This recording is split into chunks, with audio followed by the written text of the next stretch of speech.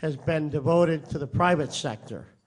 He earned a degree in marketing management from Virginia Tech. Ladies and gentlemen, please welcome the Commissioner of Transportation for the City of Chicago, Gabe Klein. Commissioner.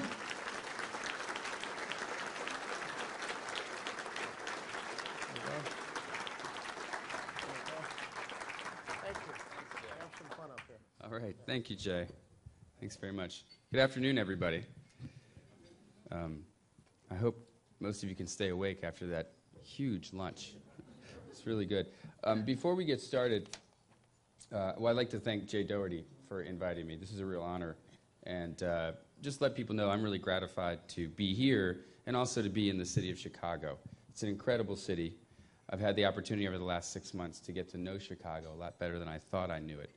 And as I've said before, the most amazing thing about Chicago is the people, just amazing people that make up this city. So thank you for the warm welcome that you've given me. I obviously want to thank our mayor, Mayor Emanuel, for the opportunity to serve all of you in this capacity, and our great CDOT team. We've got a number of people here: Luann Hamilton, Scott Kubley, Pat Harney was acknowledged, Dave Seglin, and my assistant, Taquanda Hurst, who some of you have told me is really good at keeping you out of my office, and I apologize. She's probably hiding right now. And I'd also like to thank some of our great partners, our partners at CTA. I work closely with Forest, the Park District, the Housing and Economic Development Office, and all the regional transportation players. And then also I'd like to thank the previous mayor and the previous commissioners at CDOT, who have really done some amazing groundwork in this city that I'm lucky enough to be able to pick that ball up and run with it. So thanks to them. I've also realized I have way too many slides, so I'm going to try to go pretty quick. What I want to do is just give a sense of sort of how I see the city and a little bit of history, and then go into what we're looking at over the next couple years in terms of our 2012 and 13 plan. We're putting something together called the Chicago Fast Forward Agenda, and we're going to run through some of the attributes of that agenda. Well, the first thing to note, and it's been really exciting for me to get to see all of this, is that Chicago's transportation network really is the envy of the nation. From freight to the dual hub airport to the incredible interstates, although I recognize that they're clogged a lot, and of course our high-performing 24-hour transit services. I'm a big believer that you have to know your history to know your past, and Chicago has an incredibly rich transportation history. These are just some random pictures that I pulled out. For those of you that think that the streets are congested now, there's a time when I think it was even worse. We had streetcars, horse and buggies, people walking in the streets, industry in the streets, and so on and so forth. And of course, a very busy river as well. There's a close-up of Chicago, of State and Madison Streets, 1910. The Chicago River, I think this was before it was straightened out. There's a little curve to it there. And then what do we have here? I believe this is Randolph east from LaSalle. And one of the things I love about this is the streetcars running right down the middle. You know, one thing to note about Chicago is that we used to have 1 million more people about the middle of last century, as many cities had many more people, including Washington, D.C., where I'm from. And we had a lot of modes of transportation, but interesting to look here, we had very wide sidewalks. The streetcars ran very regularly. And so we've lost 1 million residents, and we really want to bring them back. And I think that's a key part of the mayor's vision for Chicago, is to bring those people back, bring those tax dollars back and thereby fund services for our citizens. So we face substantial challenges. It's not all good news. We're either first or second in the nation for auto congestion, depending on how big of a ring you draw around Chicago. We have some safety issues. We have some health issues and some air quality issues. But the beauty of it is, I think there are what I like to call win-win-win solutions to these problems, where we can make all modes safer. we can help our citizens in terms of having better health, better security, and help business and create new economies. Whoops, excuse me. And it's going to take a lot of coordination to make it happen. These are just some of the agencies that all work very closely day to day. And I don't know if people know that because I'm sort of new here, but there's an incredible amount of close work done by all of these agencies, whether regional or here in the city. And that actually includes CPD, CPS, DWM, OEMC, and all of the other acronyms you can think of. So what is CDOT? A lot of people know a lot about CTA, and I'm sure most of you here know a lot about CDOT, but many people in the public don't. So we're basically responsible for all of the right-of-way. There's 228 square miles out of there, and now there's 2.7 million residents. I think it's approximately 11,700 residents per mile, so relatively dense. We have responsibility for everything from many of the CTA stations that we help CTA with and build, bike racks, 262 bridges and viaducts.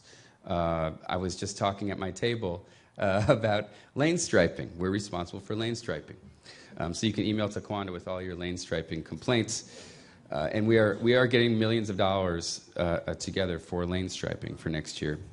So all of that. And we have an opportunity to improve transportation, and as Jay said, really be a national leader in innovative transportation. Also in active transportation. And active transportation is definitely an integral part of the mayor's strategy for a healthy, clean, and less congested Chicago. But we also need to make driving more efficient. We need to work on our signal system and upgrading our controllers at our intersections, which will also help our buses. It'll also help our trucks move more freely through the city. And we need to make crucial investments in the nation's, I believe, second busiest transit system. This is a really, really important system that we have, and we can't let it languish. And I just have to give props to Forrest and the mayor for putting together the $1 billion Red Line package, of which I was able to help just a little bit. But that's really, really excellent. So let's talk about the Chicago Department of Transportation agenda for the next few years. We'll be putting out a formal agenda early next year, and it'll be online and in book form. But I wanted to give people a sneak peek because they came out today. So this is, as I said, a 2-year plan that'll align our internal efforts and get everybody in the agency aligned behind one vision, but also our external efforts. And I think something that government often forgets to do is to market themselves to the public and explain what they're going to do and then get the people behind them. Whether it's being described as a bike whisperer or whatever it might be, it's important to get out there and let people know that the government is behind certain things and the government is putting effort into certain things. And then when we launch, for instance, the bike sharing program next year, I think people will have a sense of why we're doing it because we're telling the story. But back to the presentation. Safety first. So safety, I think for any DOT, has to be first and foremost. Or actually, as Will Evans and I have talked about, it's a big thing at people's gas. Safety on the job is very important, but it's also important when it comes to our constituency. Safety for all, that's pedestrians, motorists, cyclists, you name it. And we have basically a 3-pronged strategy of engineering, education, and enforcement. So when it comes to, well, actually, I'll get to that in a minute. I want to mention safety zones because I have it underlined here. We are creating safety zones throughout the city, 1/8 of a mile from parks and schools. And we're putting together a toolbox that we can pull from to make all of these schools and parks safe for our most vulnerable citizens. And I think this is probably the most important thing that I'll do here at CDOT. I'm very proud of that effort. Because when you look at the numbers, there's reason to be concerned. Out of 200 cities for safety, we're 163rd. 28% of the crashes in the CBD involve taxis. We have over 3,000 crashes each year. Now, luckily, that trend line is coming down, and we hope to have fewer fatalities this year than we've ever had. But it's very important to have a safe city if you want to draw people back to the city, not just to work, but also to live, to send their kids to school, and to play. And something else I just want to mention, it's financially or fiscally responsible. AAA here does some great work in the Chicago area, and they've been studying this. They've said that congestion is actually not our biggest problem. It's crashes.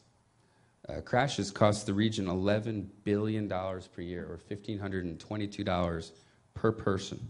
So 3 times what congestion is, and the budget of many municipalities and cities. So we need to get this under control. In terms of education, our new pedestrian safety campaign is not just aimed at people in cars. It's also aimed at people that are walking to be more responsible. Everybody's probably seen the guy in the cell phone in his car, but also the person on the phone just walking into the street when they don't even have the green or the white PED signal. So we're trying to create awareness out there and constant reminders in the public way of the impact on others that you have when you're not paying attention. We're also re-engineering. The Lake Shore Drive crosswalk is back open.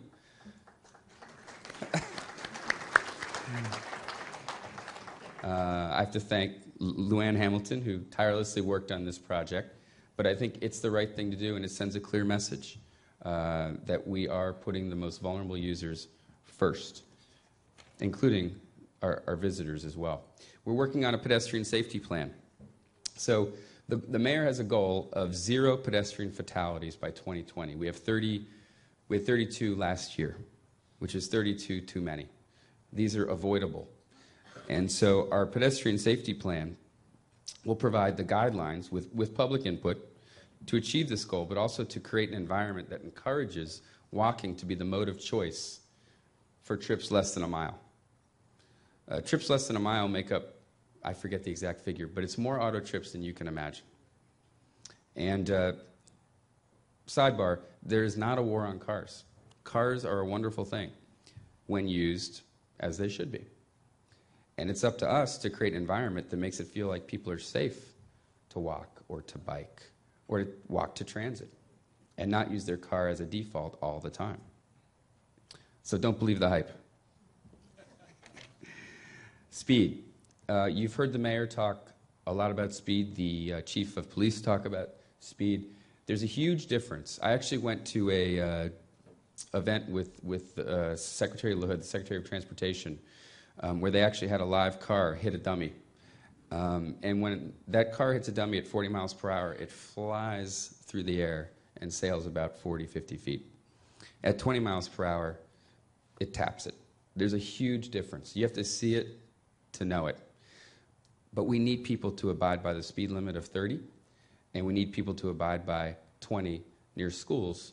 And up until soon, there's been very little enforcement. And so we need to enforce to keep all of us honest, including me. Choices for Chicago.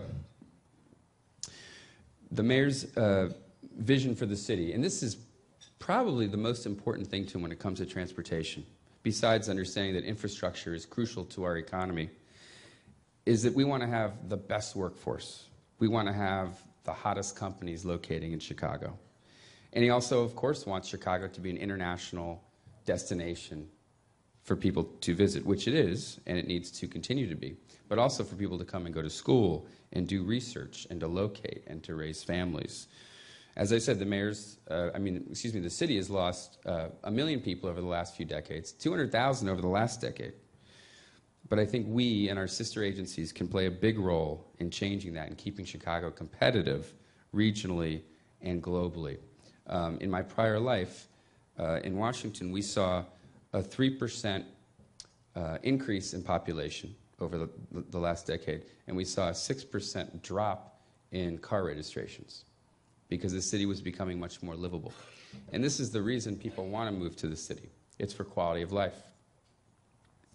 So we've drafted a complete streets policy that for the most part mirrors what the state already has in law. So every project that we undertake basically has to have a common set of core values. We want consistent, safe, high-quality accommodations for all modes to serve all citizens, regardless if you're 8 years old or 80 years old or you're in a wheelchair. So let's talk about the topic du jour, safe bike facilities. I had a great conversation at my table about this particular bike lane, and somebody said, how are you going to plow it? It's a very good question, but we're going to plow it with a plow. That was the answer. But I think, you know, in this country, we tend to look at biking these days as something recreational, something you do on the weekend with your kids, and that's a wonderful thing, and everybody should do that. But, you know, in the late 60s, half of our children walked or biked to school. Half of our children. That's a national number. Now, I will say in Chicago, 1/3 of our children walk or bike, but it's only 1% that actually bike and 32% walk. So first off, we need to protect them. But we need to make it safe for people to want to bike. Not for people like me who do once in a while put on Lycra shorts. But for everybody, for people in this room that haven't been on a bike in 25, 30 years. Those are the people that we're building these facilities for. Oh, one more thing I want to mention here. We're having a big kickoff public meeting downtown December 10th, if you have an interest, in our 2020 bike plan at 23 East Madison, 10 a.m. to 4 p.m. And you can give your input on our citywide plan for cycling. We were just awarded by US DOT the Gold Walk-Friendly Communities designation. This is because the agency has put so much effort over the years into ped safety. We have a dedicated team of people that work on it. We have a Safe Routes to School program. We have streetscape design guidelines that prioritize pedestrians. We have pedestrian-specific enforcement with CPD.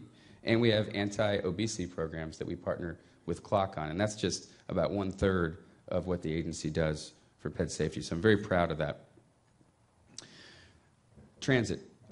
It's very important if you want to create a livable city to increase the intermodal connectivity and to provide high-quality transit layers that really intermesh, if that's a word, seamlessly. So when you get off the bus, there's a train there, or when you drop off your bike-sharing bike, you're at the transit center and you can jump on, and that there's information that's connecting all of this for you, too, on your phone.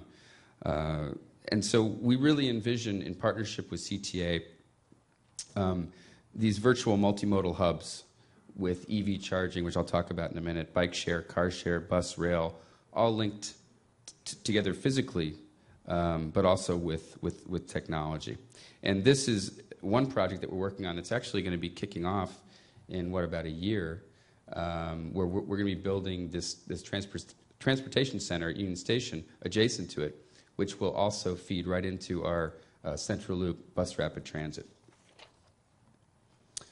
Economic energy. So third in this agenda is the economic force of transportation. And as I said before, the mayor understands a strong connection between transportation and economic vitality. It's a very competitive world. I know some people say, well, things are pretty good right now. You know, do we really need to push the envelope? Do we need to focus on these new bus lanes and bike sharing and all this other stuff? But these days, it's really not good enough to sit on your competitive advantage. You know, we really need to move ahead. We need to lead the world and not be followers. And by the way, Chicago in the past has done this. And so really it's continuing the tradition. I think the mayor wants Chicago to be on the same footing with London, with Shanghai, New York City, and all the other world-class cities. Oops, I think I lost my place. So there's a $500 billion regional economy here. And to be successful in our efforts, we need to have a very close partnership between the public and private sector. Just as America can be leading the green tech economy, so can Chicago lead in next-generation transportation. And we can upgrade our infrastructure to keep pace with need. The CREATE program, which was founded under Mayor Daley, and there are over 70 different projects, is a great example. It's a national example of the collaboration between the public and the private sector, the federal government and the local government. And we need to keep working on projects like that. In terms of freight, 25% of freight nationally goes through Chicago. And this is just one example. The Corwith Yard, which I believe has been around for over 100 years at Pershing Road and Kedzie Avenue, was in 1887, it was the world's largest intermodal facility on the planet. And it's still loading approximately 1,900 containers per day, which, by the way, is a lot more than it did in 1887. Public spaces. It's important that we look at the public space as something that can benefit everybody, that it's public space for people. And by doing that, we can actually increase business along these corridors. Partnering with the private sector and communities, we have a big opportunity to maximize our streets for pedestrian flow and safety, but also to really help particularly retail business. Oversized and separated ped and bike facilities have actually shown double-digit increases in retail business in world-class cities, including in New York City. Intercity, state, and international transportation. Chicago's gateway to the world are its airports, particularly O'Hare, which is now, I believe, the world's third busiest airport with almost 67 million passengers passing through the airport. And it's going to continue to grow and to expand. All right, refreshing city life. We're renewing our commitment to be a green agency and to focus on continuing to lead the nation in sustainable streets, green alleys, and cutting-edge materials. And this is going to continue and grow under our new mayor. This is a picture of what's called a high albedo permeable concrete alley. We'd like to make this the standard in the city instead of the exception. And I think we can do it. With enough volume, there's no reason why it can't be done. Streetscapes. We're going to continue to undertake streetscape designs across the city. And before I came here, I knew that Chicago led the country in streetscape in terms of the sustainability, the economic impact. Chicago is an absolutely amazing city for streetscapes. Curb bump outs. Obviously, they provide a safer, shorter crossing distance for users, but also an opportunity for innovative stormwater management. And then, of course, rails to trails. I'm very, very proud that the mayor's initiative for the Bloomingdale Trail is going to be a reality. It's going to happen. We have federal funding to the tune of about $36 million. And we will be working on getting this project completed in the mayor's first term, which is very exciting. I believe it's been on the books for over a decade. As CDOT assumes from the Department of the Environment, the Green Job Corps program, the city's electric vehicle initiatives, and the Center for Green Technology, we have a unique opportunity to lead the country in green innovation and transportation, and we will in partnership with many of our sister agencies. That's a picture of me in D.C. Actually, we're launching the first on-street curbside charging station, which I think we'll probably be doing here as well. Serving Chicagoans. I'm going to skip some of this. I mean, basically, we want to build a strong agency, and we want to make sure that we're putting the public first, putting customer service first, and building capacity within the agency to do the best job we can for Chicagoans. We did just launch Chicago Traffic Tracker. I'm not going to go into detail, but you should go to chicagotraffictracker.com and check it out. It's the first of its type in the U.S. in partnership with CTA, using their data to provide people real-time congestion and traffic info. With social media, giving people what they want, when they want it, on their terms. And, of course, continuing to be out on the street, educating people about the responsible way to bike, including on our new bike lanes. Chicago Bike Share, we have an RFP out right now. We're very excited about this project that was identified, I believe, during the mayor's transition. I was lucky enough to launch the largest bike sharing system in the country in Washington, D.C., and we have some of the members of the team that launched that, and we're looking forward to launching it here in the summer of 2012. It would, again, we hope, if we get it done in June, be the largest system in the United States and provide really important connections, particularly to CTA, but also to Metra. And then last but not least, we have to continually rebuild and build assets. A lot of our infrastructure is between 100, well, let's say 75 to 125 years old. I don't think we have any wooden pipes in the ground anymore, but we did until recently. And so we need to make this a priority. As Forest is with the Red Line, we need to do it citywide. And we have many, many projects that we're working on, from streetscapes to very large projects like Wacker Drive, which are hundreds of millions of dollars to rebuild. That needed to be done. There are other projects where if we have a good preventive maintenance program, we can avoid a massive rebuild and extend the life of those projects. One thing I want to mention about Wacker Drive I'm really proud of, John Yonan, who's not here, our chief engineer, has done a phenomenal job. And it's a 3-phase project. It's on time and coming in under budget. So I'm very, very proud of that.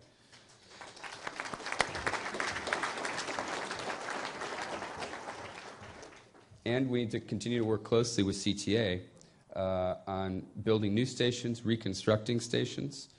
Here's a new station, which is going to be done in the spring. And then there's the basics. There's filling potholes and finding new methods. There's extending the life of pavement with sealants. There's paving more and stretching our dollars significantly more with new methods and new contracts.